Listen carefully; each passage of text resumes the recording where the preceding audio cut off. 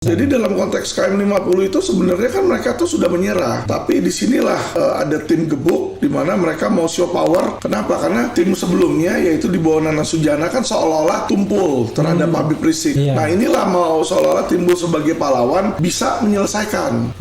Makanya kan mereka pada naik pangkat itu. Tapi Fadil ini pintar. Fadil ini nggak pernah ngotorin dirinya sendiri. Dia suruh orang selalu. Jadi kalau yang kayak contoh kasus Brigadir J, itu sebenarnya dia udah dikasih tahu dulu sama Ferdy Sambo.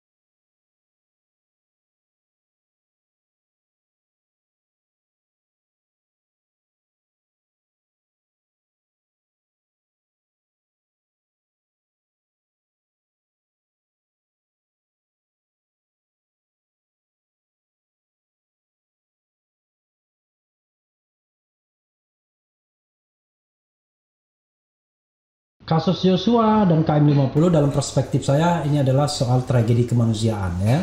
Tapi banyak orang yang mendekatinya dari perspektif sara, suku, agama, ras, antar golongan.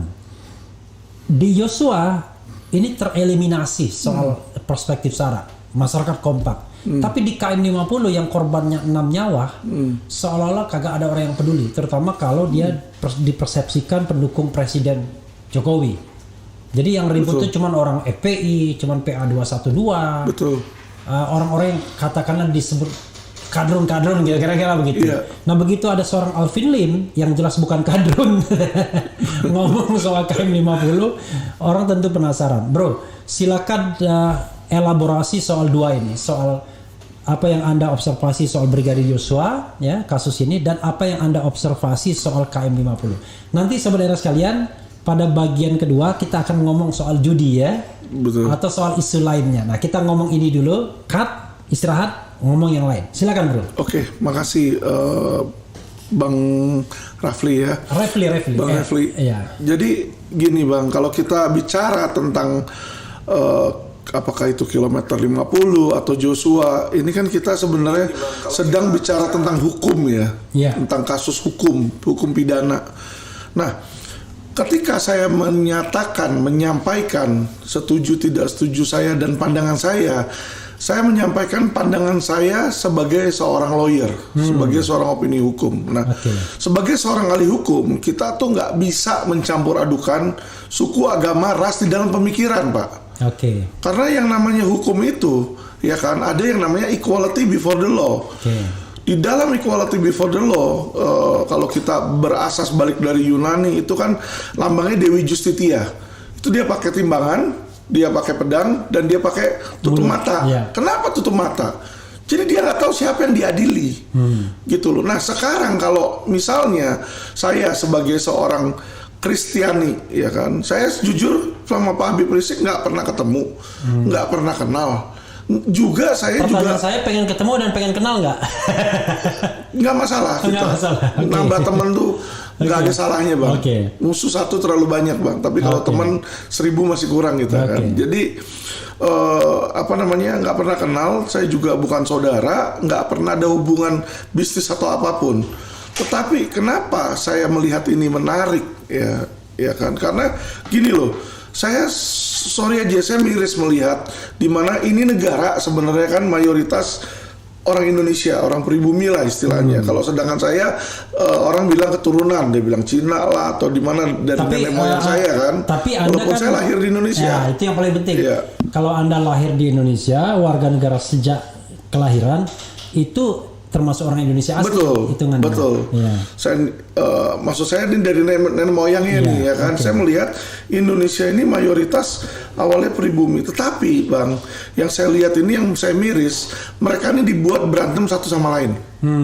Ini yang saya lihat sendiri gitu. Jadi ada golongan pribumi elit, nanti dibikinlah golongan pribumi radikal. Saya nggak tahu siapa yang bikin gitu loh. Jadi dibikinlah kadrun lah, kecebong lah, kelelawar lah gitu kan.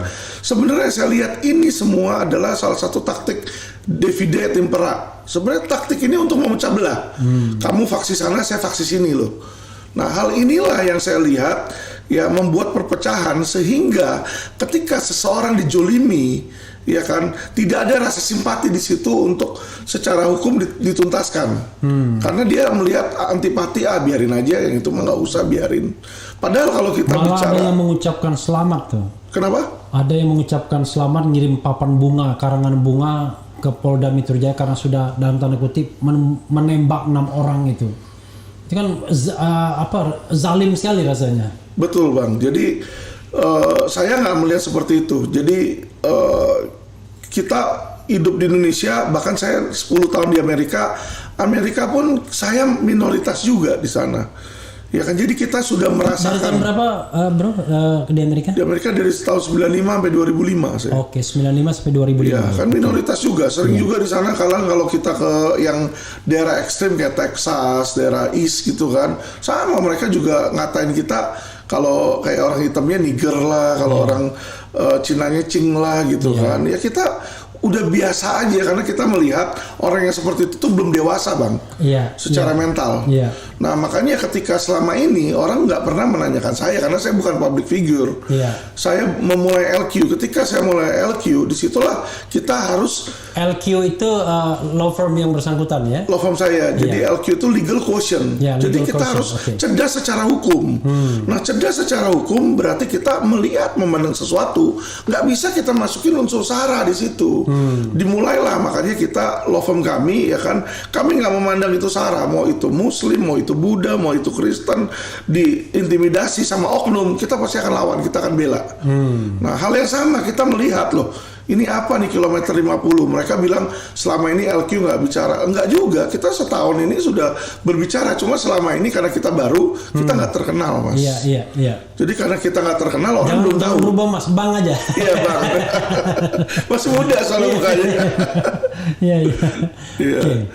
Lalu kemudian sekarang lebih banyak ngomong, begitu ada Brigadir Joshua, kemudian ngomong juga KM 50. Apa yang bro lihat dalam KM 50 ini yang dalam perspektif hukum kok seperti mengoyak-oyak keadilan? Apa yang dilihat?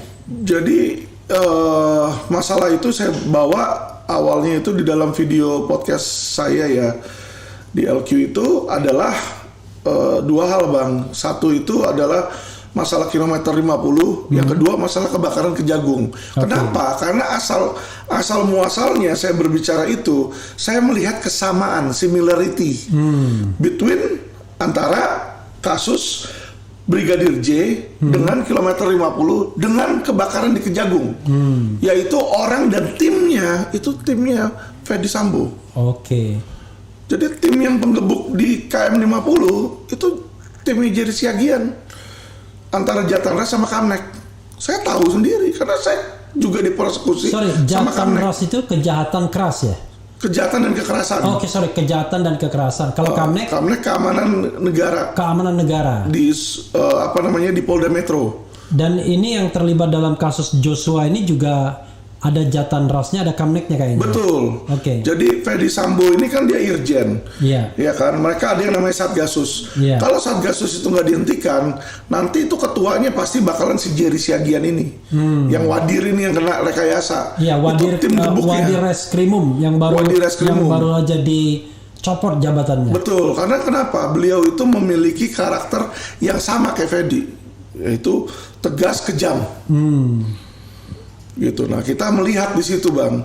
Kenapa saya melihat seperti itu? Saya waktu itu juga dikriminalisasi dan sempat masuk di dalam penjara. Saya mau klarifikasi dulu bahwa di KM 50 yang beroperasi ini dari Jatan-Ras, Kamnek, sama Resmob. Dan Resmob. Betul. Anda taunya info dari mana tuh?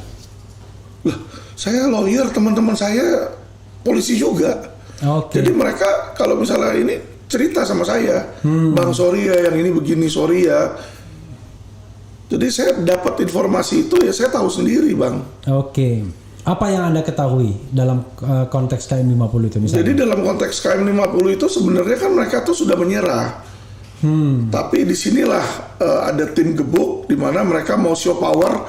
Kenapa? Karena tim sebelumnya yaitu di bawah Nana Sujana kan seolah-olah tumpul terhadap Habib Rizik. Iya. Nah inilah mau seolah-olah timbul sebagai pahlawan bisa menyelesaikan. Makanya kan mereka pada naik pangkat itu. Dinaikkan pangkat, Nana Sujana dipindah, Fadil Imran masuk. Tapi Fadil ini pintar. Fadil ini nggak pernah ngotorin dirinya sendiri, dia suruh orang selalu. Gitu loh.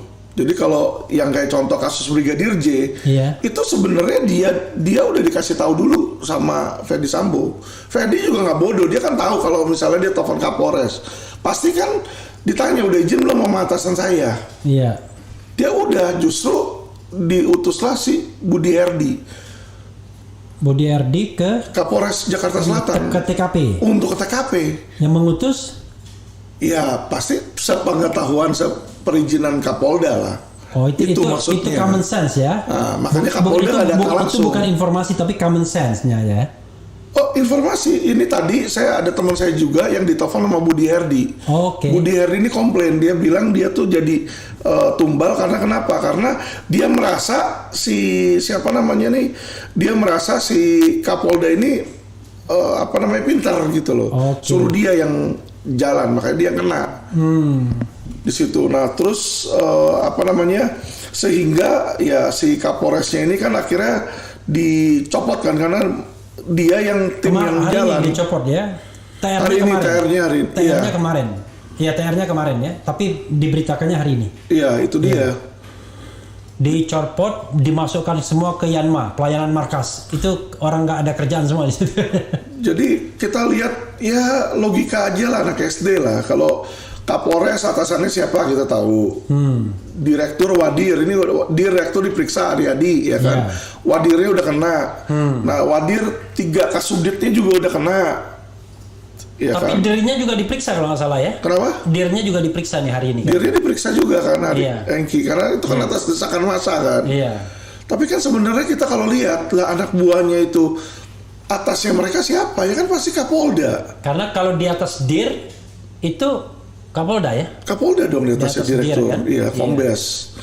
Jadi bintang satunya itu Waka, tapi Waka itu nggak mengurusin ke situ, biasanya Kapolda. Oke.